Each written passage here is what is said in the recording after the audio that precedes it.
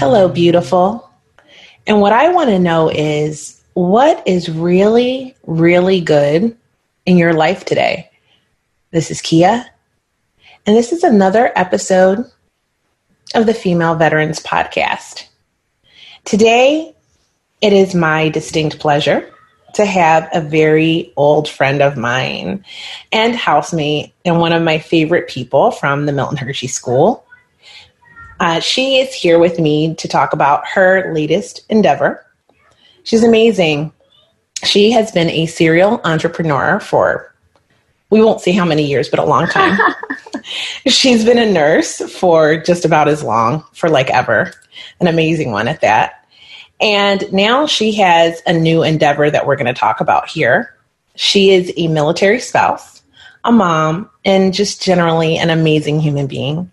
So, Sandra, thank you so much for being with me on the show today. Thank you for having me. This is actually surreal because I feel like we're, this reconnection. So thank you for having me on the show. I'm so excited to, get to virtually see you, my dear. Get to hang out. So we both went to the Milton Hershey School, and that is a private school in Hershey, Pennsylvania. And not only did we both attend school together, we lived in the same house. And so we get to spend a lot of time together, almost like sisters. So this is really amazing. And I have watched her career span over these years, and just she's knowledgeable and she's really, really intelligent and talented. And I'm so excited to have her with me today. Oh my gosh. Well, thank you. I am so excited to be here. And yes, being a military spouse, I feel like, my heart is for veterans. I love the absolute, especially when I see women veterans and women mom veterans, I'm like, who are you even? Like superheroes. Yeah. So I'm super excited to be here and, just to share what I can. Okay. So what you are doing now, I'm really excited about. When I saw on Instagram that you were going to have your own podcast, your own show, and that it was called The Kush Nurse. And I was like, wow, is she going to be talking about marijuana? That sounds like marijuana. So that's really funny. So I want to ask you how you became the Kush Nurse. The Kush Nurse. So I used the name the Kush Nurse. I want to tell you that I had this magical reason, but really it was because using the words cannabis and marijuana are really difficult in the online space. So I wanted to have a word or a name that I could use that would represent cannabis or marijuana, but also would be searchable. So that's where the Kush Nurse came from. Plus, I thought it was cute. So I'm like, hey, let's go with it. It is cute. But yeah, so like you mentioned, I have been a nurse for over 15 years. And what started me on this journey is because as a nurse, once I had my daughter, I went and I did what normal people do, which is you go to the doctor if you're having an issue. And I felt that I was going through some postpartum depression. I was having a lot of chronic pain, and I just felt like I needed help. And I went to the doctor. They prescribed me a ton of medication that made me have some crazy effects, and that also were difficult to access, to get refills. You have to make more appointments. It's very micromanaged process, which I understand why. But the medication that they prescribed to me definitely led me on this path to find wellness without having so many serious side effects from medications. So some of the things I was suffering with then was anxiety, PTSD from my birth, and a lot of pain, back pain. I had pain so bad sometimes my legs would just give out on me. And I was more scared that I would fall carrying my baby than anything else, because all you think about is them. You don't even think about yourself. But that's what led me down this path to find out more about cannabis. When I took all the medications the doctor had prescribed, I just hated the way I felt. I wasn't able to enjoy my family. I wasn't able to really be present with my daughter. I felt like the symptoms were so extreme, from rage to extremely sedated. And that kind of wasn't what I wanted to do. That wasn't the lifestyle I wanted to have. That wasn't what I saw as like me being a happy mom and raising a child and having all those memories with her wrapped in this, you know, bubble of all these different emotions that I was having from this medication that I was taking. So I decided alternate, you know, what's an alternate? And, you know, I didn't know anything about cannabis really because I was raised in the cannabis is terrible, you know, cannabis and crack. The same, just in case you didn't know, in my house anyway. And that's how I was raised. And even though I knew people who smoked weed growing up, it was something like, you know, they did that over there, you know. And then later on in high school and college, you know, I tried it a few times, but it wasn't my thing. It just wasn't. And fast forward to my 40s, and now I'm like, hey, I should go talk to the high school students because they know way more about cannabis than I do, right? Right. So that's kind of what led me on this path, and I wanted to find the safest thing, and I didn't want to feel like a criminal or, you know, it's legal where I live. I'm in California. Right. But it still felt uncomfortable for me to go down this path. So I went to the grocery store and I bought some CBD. I got my CBD. Well, what I found was that wasn't going to do it. You know, that wasn't going to be the trick. It worked for like, you know, little aches and pains, you know, rub it on, feel good. But it just wasn't relieving the issues that I was having. And so if I was going to trade my hardcore drugs, I needed to find something that was going to be like hardcore healthy, right? And get me back to where I needed to be. So I did my own research. And that's kind of what took me down this path of being the Kush Nurse. After finding, you know, my relief and my life back, I felt like there's something to this. And I want to reach all the women, men, grandmas, everyone who was raised with this stigma, to know that this drug can heal you. It's a tool. It's not a solution for everything, but it really is an amazing tool. And, you know, as I started to learn more, it's like, hey, all of us humans, you know, and many mammals out there, we all have a endocannabinoid system. We make our own cannabinoids like this cannabis plant. And it really just inspired me to understand if we make these same types of chemicals in our body and this plant produces it, why? You know, why does this exist? You know, why is this out there? And why are people seeing so many positive results? So as a nurse, we're scientists. We are data-driven, fact-driven, you know, science-driven. And I just took to the research and I'm like, okay, if you search in these publications, research publications, science publications, there's like over 18,000 references to cannabis and marijuana. So there is data out there. It's just that it's very difficult to get around the legalities of the clinical trials and stuff. So I feel cannabis is definitely a tool that, you know, can help many people. It has helped me. And the Kush Nurse is the birth of the Kush Nurse is because of this path. And then my husband, as a veteran for 22 years in the military, he retired in January. And I watched him go through his transition.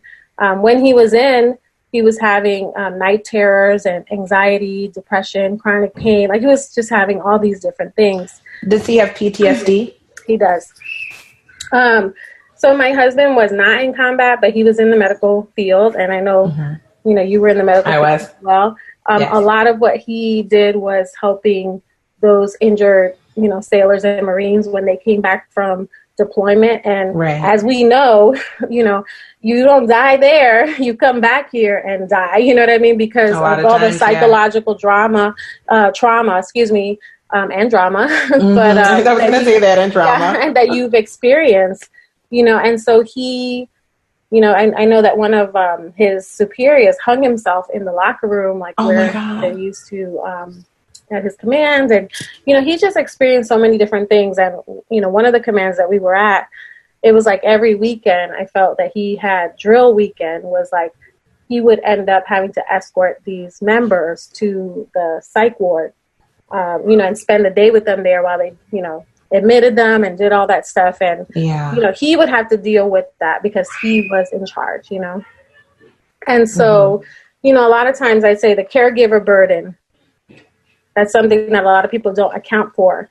But as a nurse, it's a real thing. I will tell you, you get compassion fatigue, and, you are absorbing, all these things that you're seeing every day, and you're trying to be strong for, people and help them in their situations. But a lot of times the ones who are there helping others usually are the last ones to receive the help that they need. So that's so true.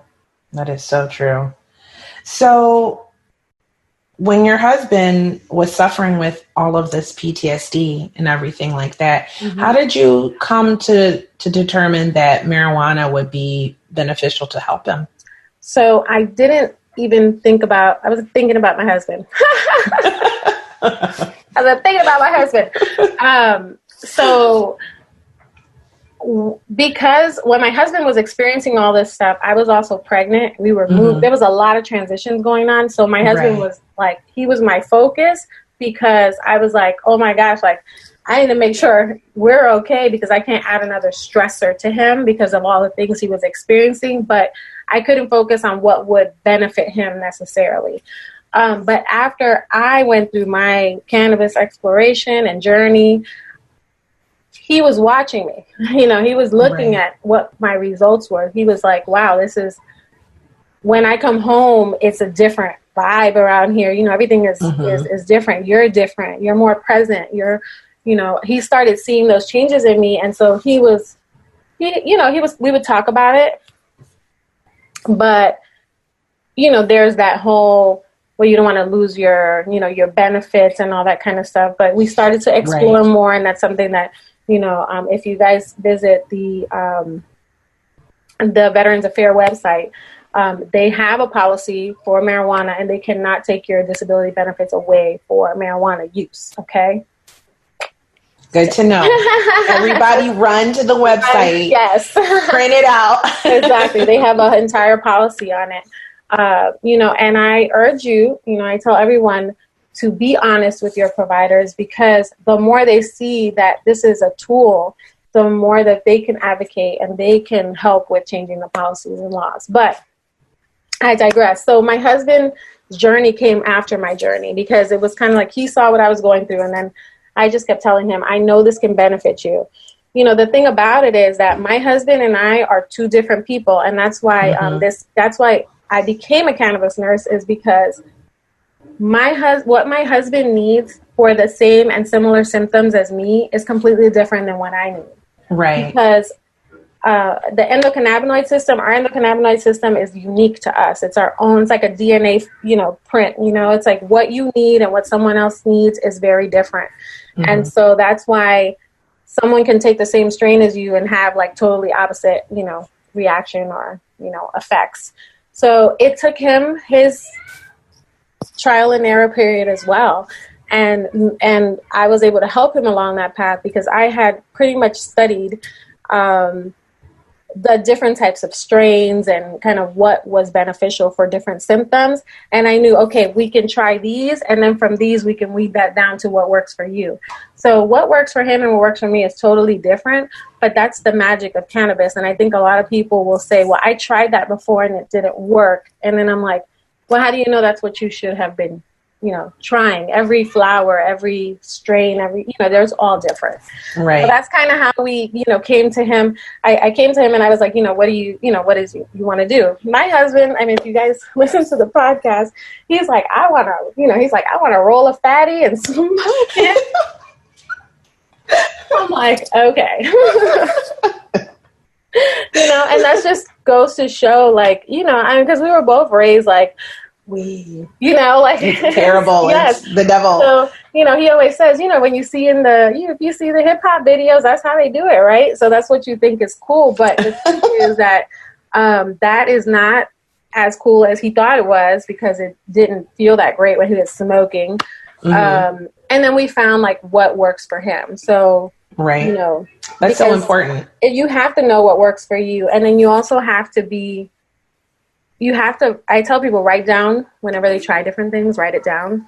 So part of this process of coming out of depression and anxiety for me is that I was able to journal all of this. And usually when people first consume, they have a little bit more, not the first time, but a few times after that, you'll start to have some more, psych effects where you can maybe recall memories and things like that, which is really good for PTSD sometimes because you're recalling these memories, but the memories can be recalled in a way where your body is not in that fight or flight, reaction. And so I recalled a lot of things from my birth with my daughter, and that helped me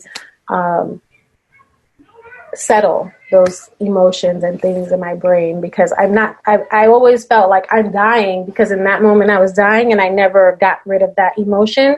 So whenever things stressed me, I went back to that stressful emotion. Goodness. Yes. I'm dying. And it just always would take over me. I would tell people it was like a wave and I would be sitting there gently playing in the water. And then all of a sudden it's like, I can't get out from under this tide. But that's kind of when I would tell him how I felt, he wanted to experience those symptoms. He wanted to, or that relief, right? And so that's what kind of led him to, okay, he trusted me. He knew that I had, because I would even journal. I would put my headset on because I wasn't, some of the strains I tried were a little bit sedative because you're trial and erroring. But I would put my headphones on and I would auto or text to, or speak to text. And I would speak what I was remembering, things that I was experiencing in that moment. And it was really profound, the things I was able to unlock initially. And then that was it. I was done with it. I love that you said that. So the whole part about the journal is just incredible because I think it's really important to when you're in that state to let whatever needs to come out. Yeah. I am intuitive. And so it unlocks that for me. It is a added perk to it completely eliminating my fibromyalgia pain and allowing me to live a normal life. But I also love that you were talking about the different strains because where we live, I live in Washington, you live in California, yes. It's legal here, very common. And when you go into the dispensary, it's like going into a pharmacy.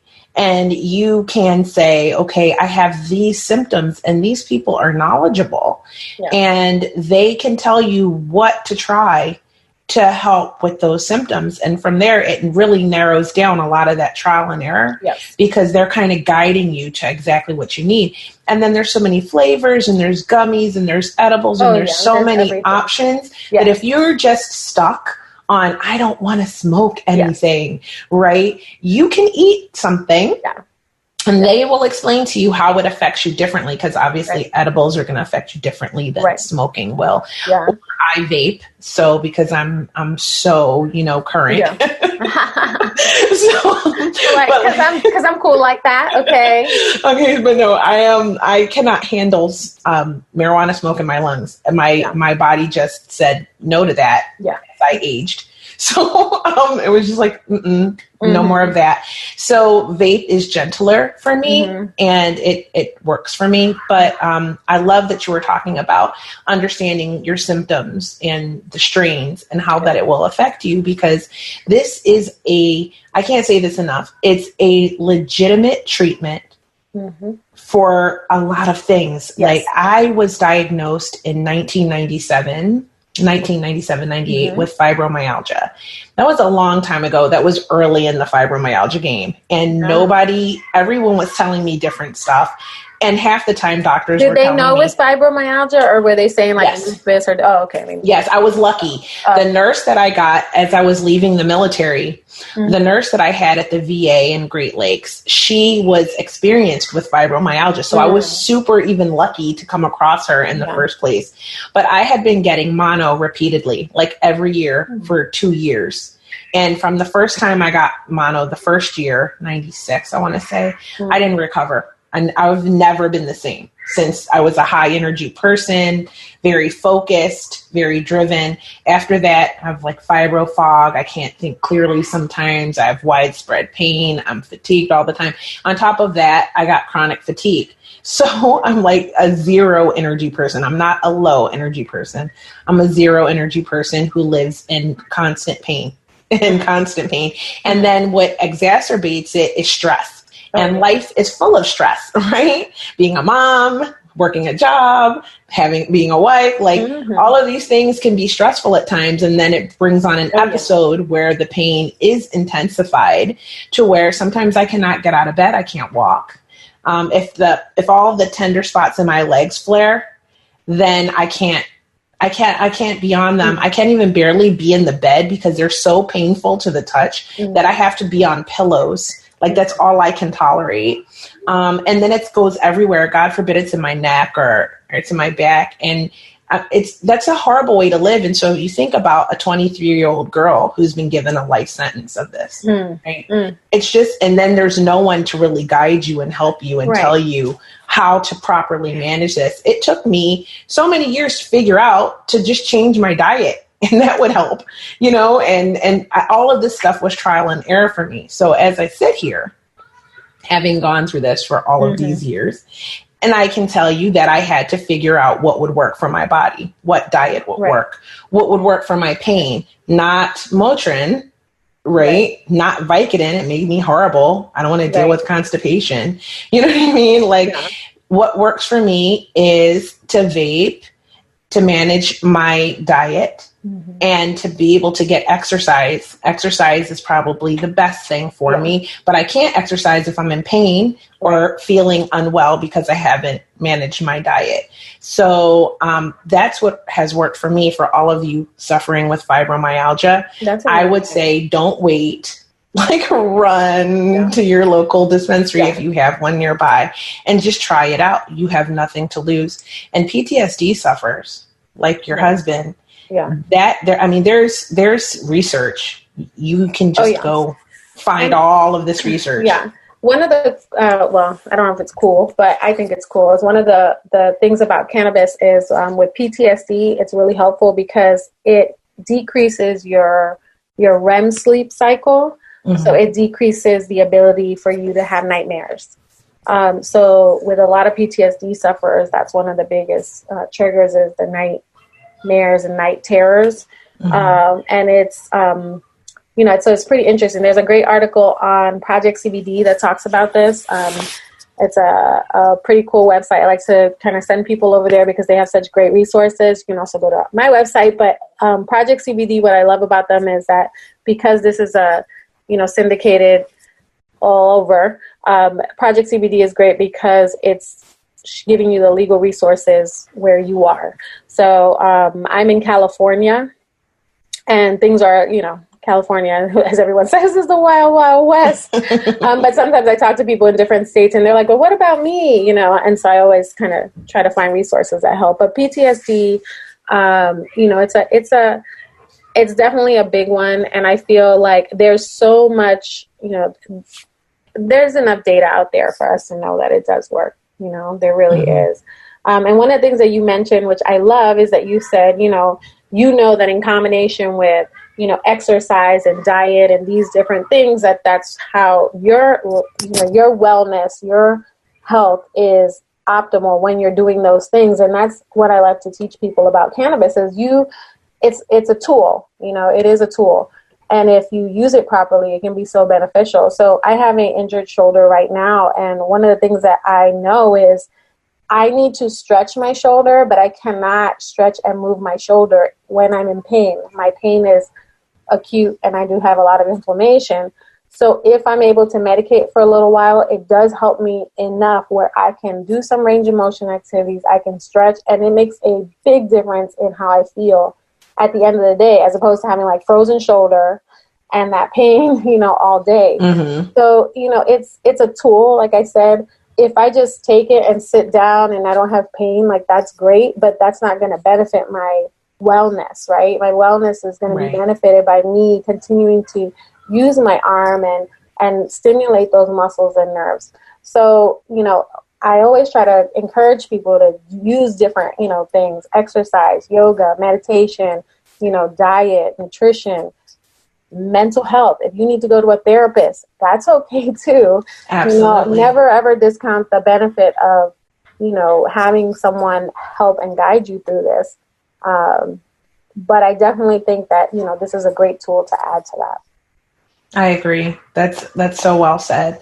It's just, I see and speak to a lot of veterans who are suffering with different things. Yeah. And I always want to say, don't be afraid to try alternative therapies. Yes. Give them a shot, whether it's marijuana or ketamine infusion or something else that's new and cutting edge that the research is just being made available for.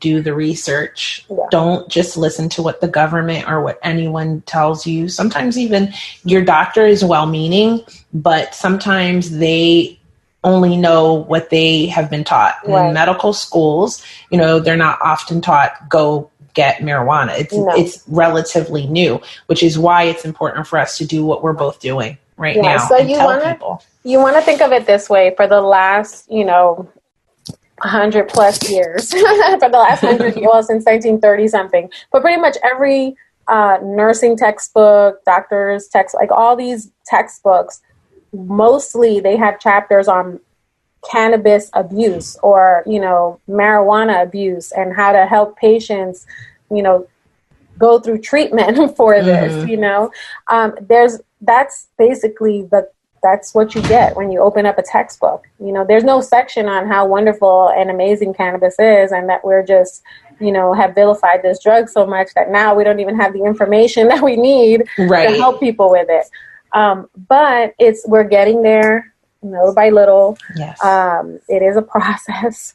And, like you said, it is definitely, I think I am so glad that, veterans now have more, I don't want to say access, but at least the ability to be honest about their consumption and not feel like it's something that's going to be scrutinized or cause them to lose the benefits that they've earned fighting for this country. You know Absolutely. what I mean? That's right. So that's a huge, thing. And, I'm a big fighter for that.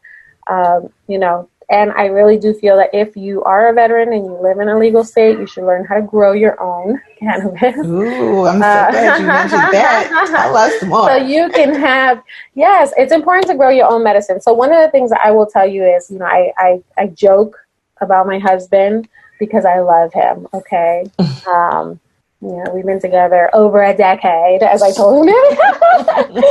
But, one of the things that's truly important to know is that when you are growing your own, cannabis, what's in it. You know what you put in it, what you're growing, and literally that's farm to table. You can't get any better, cleaner than that. The other part about it is that it's very therapeutic. And I will tell you that my husband is the grower. I am the supervisor. Because, it's his job because he's a very detail-oriented person. He's got charts and figures. It does require you to kind of monitor, what you're feeding your plants and their growth cycle and stuff like that. It's not very complicated. And, we are hoping to do some classes for veterans to learn how to grow. That's lovely. Yeah, we're trying to kind of share the love because it's so important.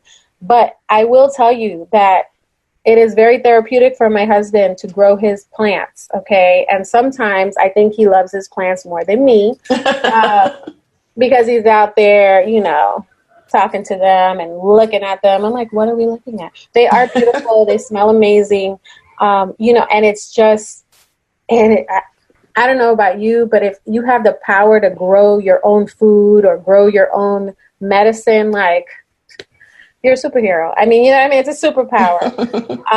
And, we need to go back to more of that because I feel that as Big Pharma gets their hands in this and as, more of this CBD craze and, all these laws change, I feel like it's going to be harder to control what we're getting. And there are going to be more hands agreed in the pot, and more things to be concerned with.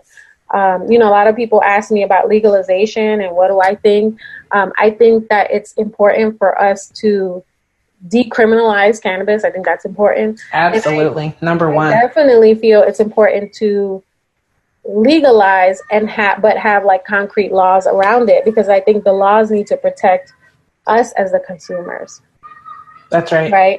I think that it can become a very, it already is, it's a, I don't know how many $billion industry at this point. Well, we can say it's a multi-billion-dollar industry, certainly. Yes. And so at this point, it's just, there's so many people that want a piece of this pie, and I can just see it going to, the wolves at this point if you let it. So you have to be, I feel like it's important. These things are important for us to know. If your state has a medical marijuana program, or, if you can get a medical marijuana recommendation, I would look into your state and see if that's something that benefits you. Because if laws change and you have a medical marijuana recommendation, you're more likely to be on the side of the better laws. Does that make sense? Mm-hmm.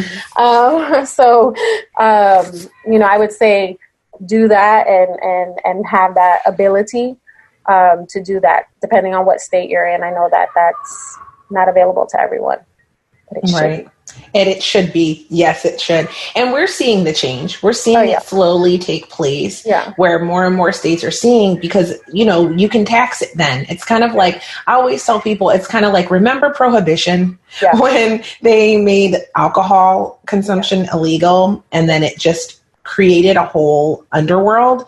But also when the economy tanked and we were in the Great Depression, making it legal again and taxing it really helped change things for this country. And so in my state, the tax on it is helping to build playgrounds and improve schools, and it's going to very beneficial things that, you can see improve the country. Right. So I believe, and this is just my opinion, but by making it legal across the whole United States and putting those taxes into it, they can really do a lot of things, like think about infrastructure and things that can improve the country as a whole with this money. Absolutely. But the other thing about that is, like you said, as it becomes more legal in more and more states, you're going to have a lot more hands in the pot. You're going to have a lot more people involved with what's going into these products. And if you can grow, it's better to do it that way. So, like I said, it's not that it's complicated, because I feel like if you go on YouTube, this is what I tell people. If you're my age, okay, I'm going to tell you, I'm going to be 43 in 2 weeks. Okay. If you're my age and you go on YouTube, you're like, oh my goodness. You're like, these young kids got nothing but money, time, and land. I don't know. I'm like, who are you? Okay. You're 15 and you have like so many acre grow of cannabis. I know, it's incredible. Grow you 4 to 6 plants, whatever your legal limit is, if there is one in your state, and move on with your life. You don't need to have all this equipment, all this stuff. And so that's one of the things that my husband and I are trying to put together now, is like, how can we help people learn how to do this minimally? When I tell you the table we have, the plants that we're growing are on a card table. Mm-hmm. But that's all that we're going to need. You know what I'm saying? Like, if you start getting crazy and you first of all, you don't want all that cannabis anyway, because you have to actually trim it and dry it, and you got to take care of it. Cure all of that stuff. So it's a process. But what I'm saying is, you don't need a lot to be able to get what you need. And then from those plants you clip, and then you'll have more plants to supplement your medicine. And so if you can grow it, I would recommend it. But do some trial and error so that you know what you want to grow, what's going to work for you. Because you can grow any kind of cannabis plant, but that might not be the one that's going to benefit you for your for your condition, or for your ailments. So there's a lot to learn there, and I think that you helping veterans learn that is really beautiful, really lovely. I think it's going to be a need. So I am so glad that you talked about it on the Female Veterans Podcast. Yes, I know. I'll be sure to share more once we have it. Our goal is to give back as much as we can, and to contribute and help people get to a place where they're not forced to go to big pharma just because they don't understand or know what's available to them. You know, I'm not here to tell people cannabis is for them. I'm here to tell them what cannabis can do for them if they want to go down that route, and if it's what they want, you know, for them. Some people, I mean, people ask me all the time, what are there negative effects to cannabis? And I always tell people, that was going to be my next question. I always tell people there are negative effects to cannabis, because some of there are negative effects, you know, with older individuals. And I tell people this all the time. It's like a 60% increase in over 60-year-old population that are using cannabis. So that's how much it's gone up. I think it's like 60 to 70% increase in cannabis users that are over 60. Right? Wow. So, I know. So grandma's having fun. No. Yes. She's taking her CBD before bingo. Right. And going, or her walk, because now she's losing weight because she can walk because she's getting high. And, you know, in the Cannabis Nurses Association that I'm in, it's really cool because there's so many knowledgeable nurses, and there's so many people that are, you know, we're all working in different areas doing amazing things. And they're doing a lot of work with Alzheimer's. And there are some, you know, facilities that are allowing their, you know, long-term care facilities or skilled nursing facilities are allowing their patients to have access to CBD, you know, cannabis. Oh, that's so interesting. And they've been having really great results with the patients that have Alzheimer's. So, you know, there's so many benefits.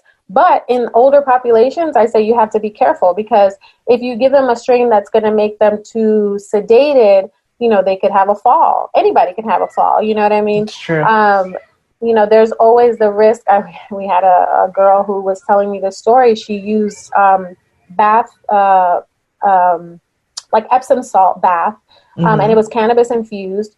And it was supposed to be like to soak your feet or something like that, like a pain, you know, for pain.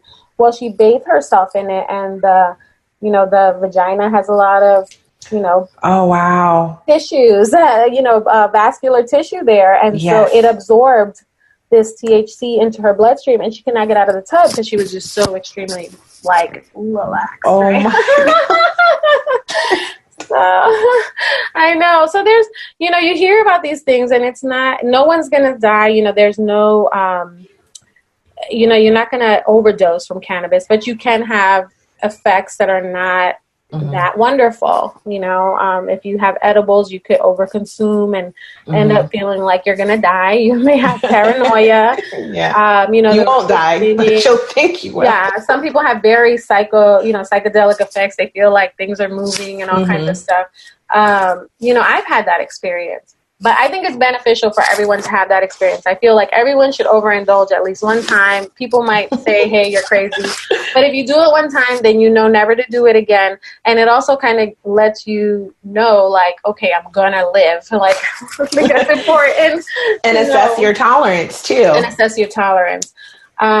You know, but I always tell people when you're doing anything like edibles and stuff like that, you just want to start, you know, a low dose, and start slow and kind of see how it affects you, because, you know, you never know. But yeah, you hear so many things. And a lot of what I tell people is, you know, there's not too many terrible things about cannabis.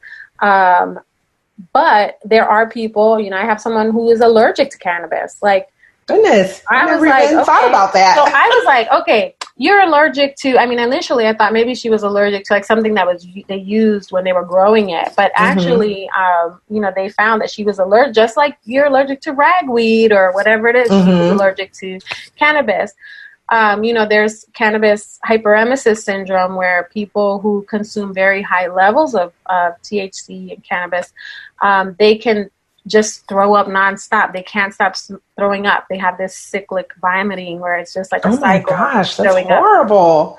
Yes, I just saw an interview with a girl who was very heavily involved in the cannabis industry. She was an edibles reviewer, and she had these episodes where I think she said 16 days of vomiting. Oh, no. And so it's terrible. They tried to figure out what it was. They tried everything. She tried organic cannabis, no pesticides. She tried, and they basically said she can't even be around it, where if she inhales it, she can have a response.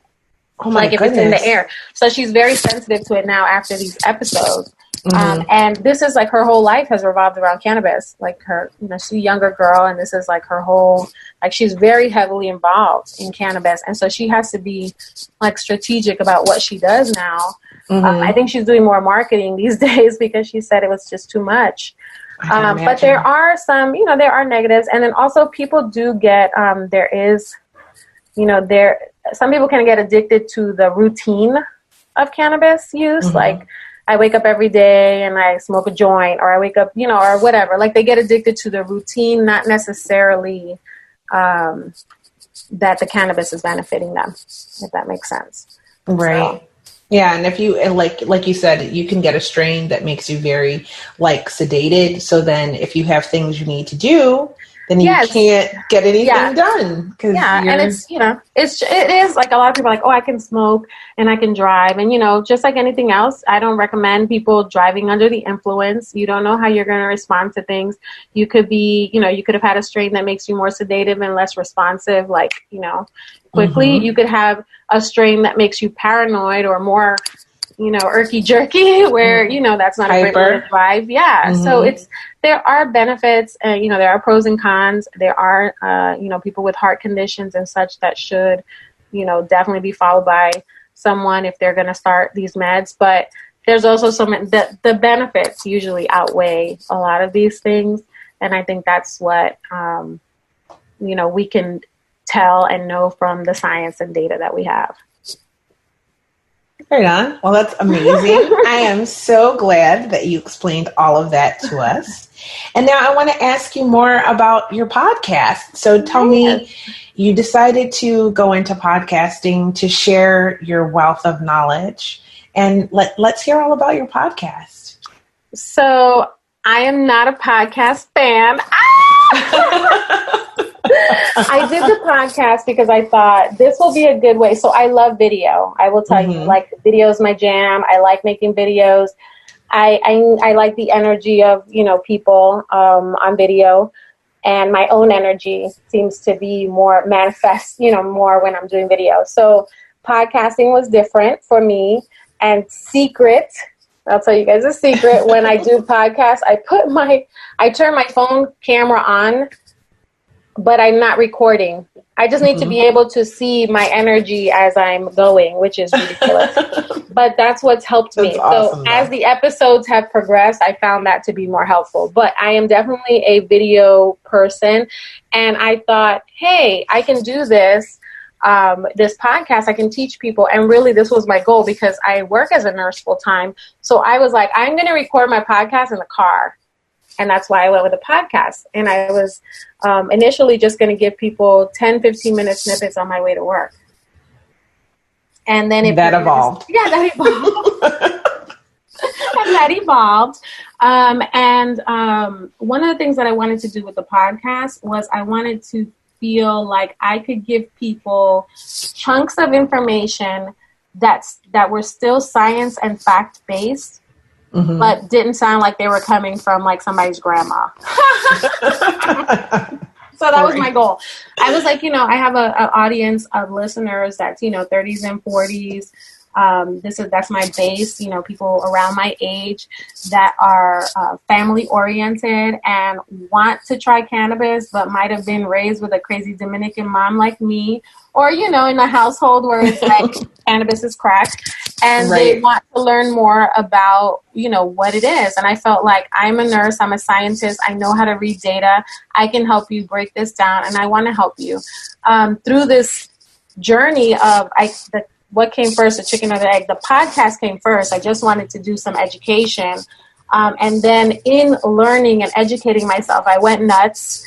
I took some certificate classes for cannabis nursing and just started to study with some of the brightest people, in the world, really, and learning everything I can about cannabis. And that's when I felt like, okay, I can do more than give information. I've been empowered to be a nurse that can help guide people and get them on their, their journey to wellness. So, part of the podcast is me just sharing the information I know. Some of it is, based on experience, and some of it is based on data.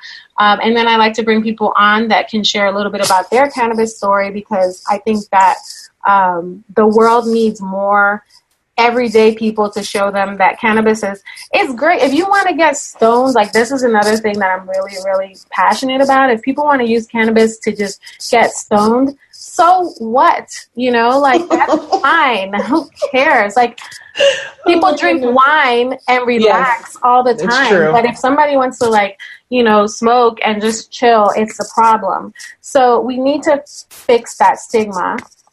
Agreed. And, it is medicine, and a lot of people who are medicating with it to relax, and chill, they're probably medicating their anxiety. They're probably, trying to unwind from the rigors of the day. Whatever it is, I'm sure that they're treating some type of symptom that they would like to, find relief from.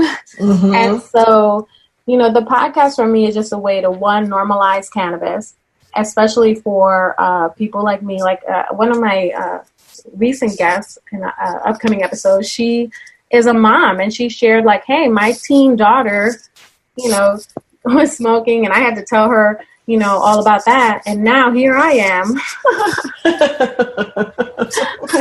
treating my shoulder pain with cannabis. I'm like, yes, she has back pain. But yes, there's so much stigma around this. Mm-hmm. And the truth is, I want to normalize it, and I want to bring generational change for families by helping moms and dads and families be well today so that their children can be well tomorrow. That's mm-hmm. basically the goal. Oh, I like that. I think I'm going to use that tagline.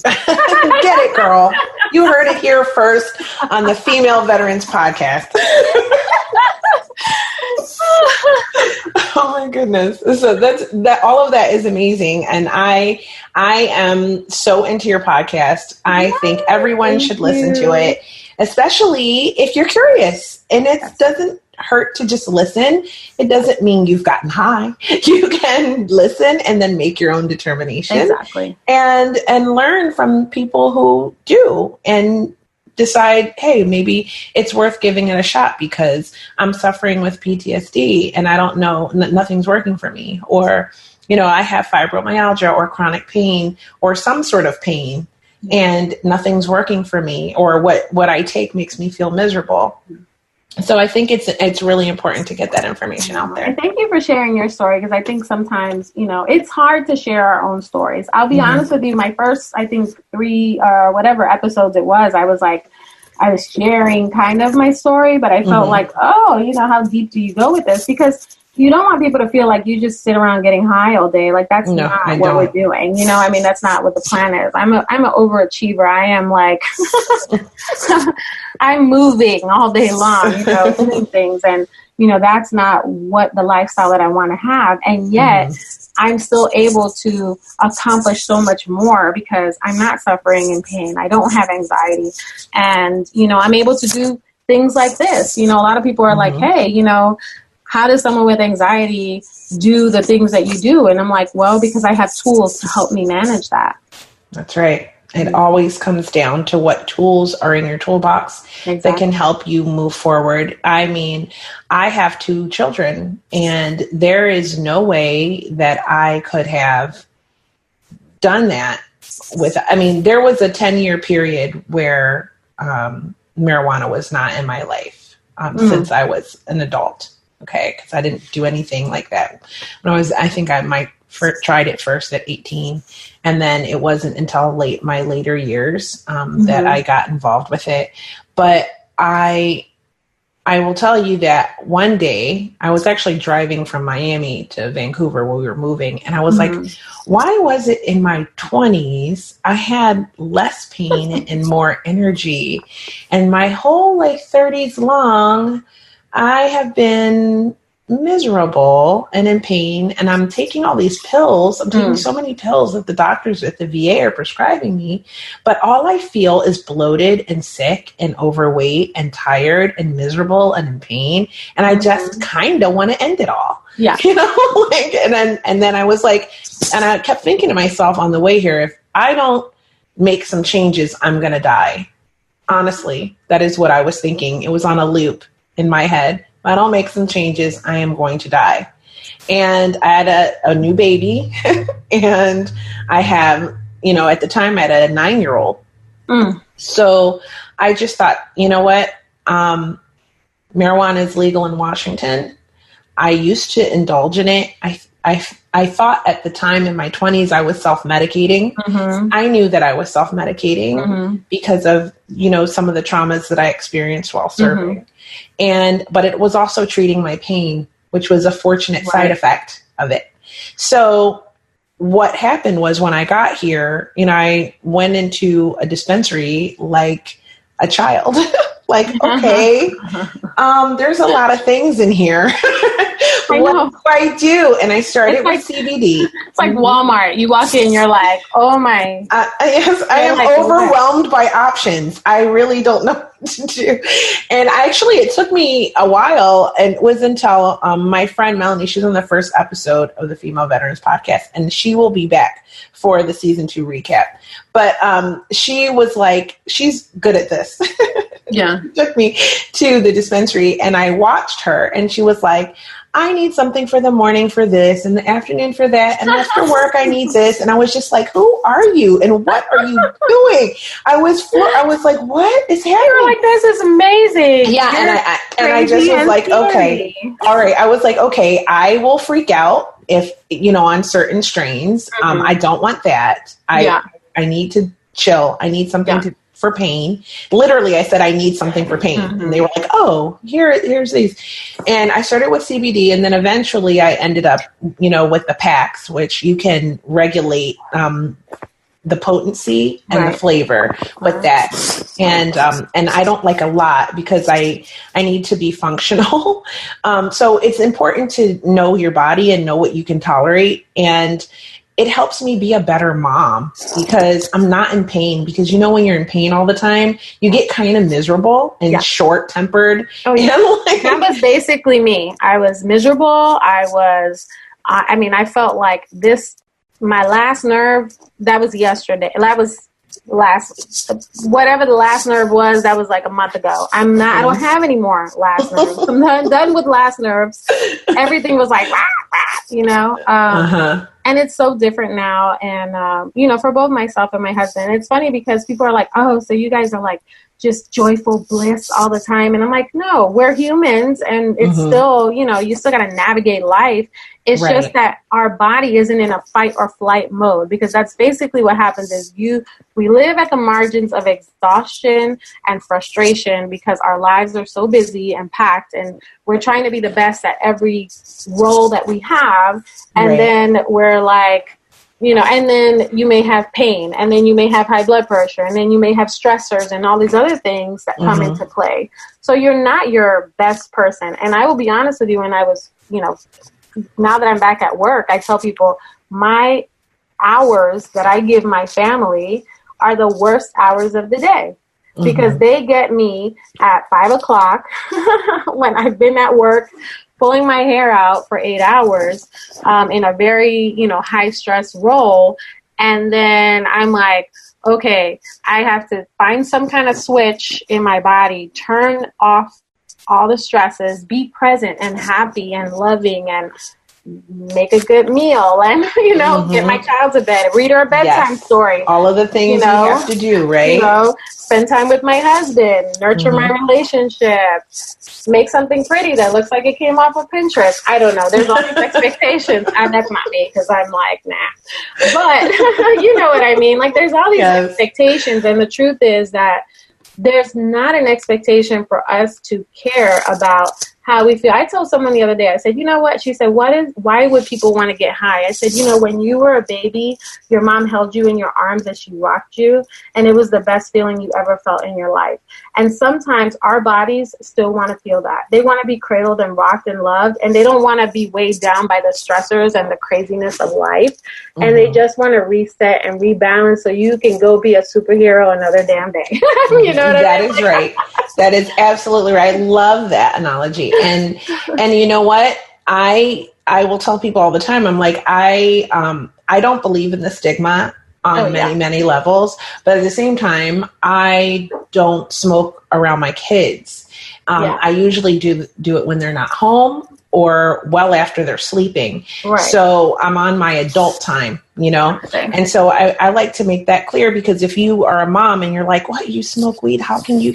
Like, yes, you can. Just like you drink your glass of wine, like you said earlier, right. After your kids go to bed, and take a puff off your vape with it. And then see how you feel. And then the next morning when I wake up pain-free, because I've waited till the pain was terrible, because it was, I was busy momming, and now I'm in so much pain. I need to take something for the pain. Like someone else might reach for Motrin or Vicodin or Oxycontin. Yeah. I will reach for my packs, but knowing that it's natural. And in the morning when I wake up, because fibromyalgia sufferers notoriously don't get quality sleep. So it also helps me sleep, so that when I wake up, I can actually wake up refreshed. And that is not ever waking up refreshed. It's almost like a torture. Yeah.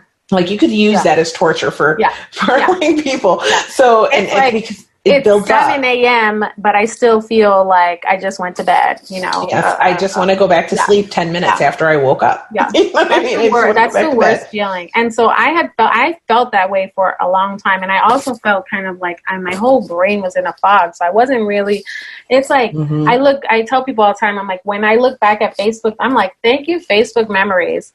Because Facebook memories is like, oh, I was playing with my child and I was just being a loving, wonderful mom during that time, because really I was in my mind. I was exhausted. I was in a fog. I don't know what I was doing. I was just barely making it, and like a sloth, like pretty much. So, I didn't have fibromyalgia. I have hypothyroidism, a little bit different, but pregnancy and your hormones just shifts all that. And my hair was falling out. I mean, it was not a pleasant place to be. But one thing that you mentioned is, you found the tool that works for you, and you're sharing this with all these women. And so my thing is, if there are any moms or humans listening, just know that, people are always going to tell you, it's okay, this will pass, or, it's a stage or a phase and things like that. Just have, dig inside inward and know that you know best if this is a stage or a phase, because you know how long you've been dealing with these symptoms and things that you're experiencing. And I think a lot of times we get caught in it's supposed to be exhausting to be a mom. It's supposed to be exhausting to adult, right? Adulting is hard. Yes. But, it is hard, but it is also appropriate for you to have self-care and real self-care, because going to the spa is not always self-care, guys. Okay. I mean, I think that's great. We can go to the spa, but we also need to do things that are long lasting for our body. And that's wake up every day and treat our body the way we want it to treat us. Yes, I love that. And love our body, give it what it needs. I love that so much. And with such beautiful advice, in fact, I was just about to ask you before I wrap this up. Yes. Did you have any advice that you wanted to share with everyone? But you just gave great advice. Do you have any more? I'm not going to say I have advice. I'm just going to say that, I am honored and grateful to be here. And instead of giving advice, what I would like to say is just thank you to you and all the other veterans out there that sacrifice every single day. Because I will be honest with you, I cannot imagine what you guys have experienced or been through. Even as a wife, I don't know anything. I tell people all the time, I know nothing. Everyone's experience is so unique and so important. And, every single person, regardless of what you did in whatever capacity, you were, a cog in the wheel that makes this, world go round. And I appreciate you and I thank you. So thank you so much for having me on this podcast. And, for all the listeners out there, thank you. Oh my God, that was so beautiful. Thank you so much. Honestly, thank you so much for coming on this show. You're welcome. I lost light. It turned the sun is setting now. I'm like, I should have picked a brighter place. But I can see you perfectly and you look beautiful. So that's awesome. Thank you for having me. I love being on the show. You're amazing. And I will definitely keep listening. You guys are awesome. Well, before you go, before I actually do my close, I would like to ask you where we can find you. Yes, you can find me at thekushNurse.com or The Kush Nurse, and that's Kush with a K, Nurse everywhere on social media. I'm on Twitter, Instagram, Facebook, The Kush Nurse. Awesome. So you guys run and go check her out and learn everything you can so you can feel better. And with that, I'm going to wrap it up. Yeah. Again, thank you, my girl. Love you. I'm so glad you came through. And I want to thank all of you guys for listening and, of course, coming on this journey with me. I appreciate you so much. I love you guys, and I will talk to you next time.